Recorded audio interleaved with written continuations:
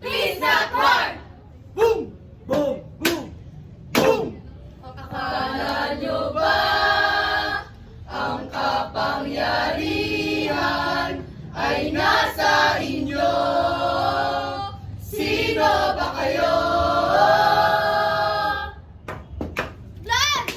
Flesh, struggle, and fear surrounding in the atmosphere. If one is sulky, one is scorned. If one is not a noble, one is a peasant. Di naman kami nagkulang sa aming pag-uunawa. There are crimes, abuses, hate, and injustices. The only thing that rules the earth is immorality. Immorality! Silence! For the end may come. Voices are not made to speak the truth, but to shout and scream. Ah! And our eyes are not made to see the reality, but to hide the facts and cry and weep. And the hearts are not made to reach out, but to fight instead. This is not yet over. This is chaos. This is what we call war.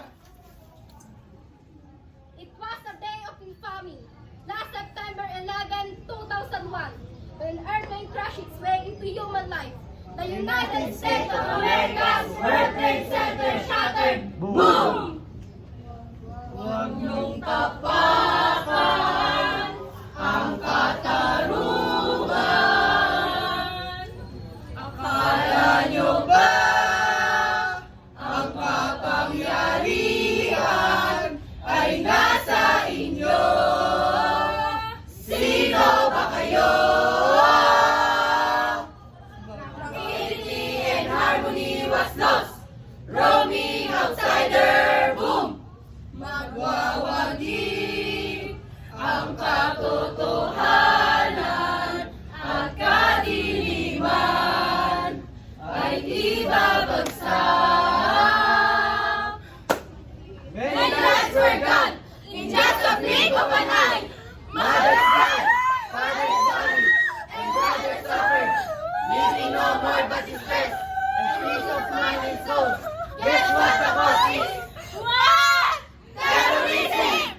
Brought by the power of indescribable greed!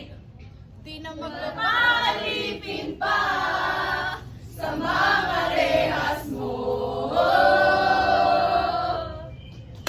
This is the beginning of the Third World War, or the future. Prophecy of Nostradamus. God forbid thou in this world, Where everyone is divided by walls that separate East and West through religion. and all living creatures that exist came from only one creator. Terrorism! Bloodshed! Showering of bullets, bombs and missiles, biochemical weapons, and death! And death! You who did cause for the voices of the youth, You who have the right to behold!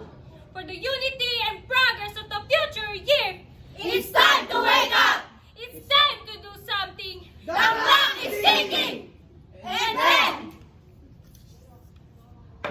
10. Selfishness. 9. Arrogance. 8. Hate. 7. Injustice. 6. Pride. 5. War. 4. Kindness. 3. Respect. 2. Love. and at last, 1. Peace. Tension. akala nyo ba ang kapangyarihan ay nasa inyo? Sino ba kayo?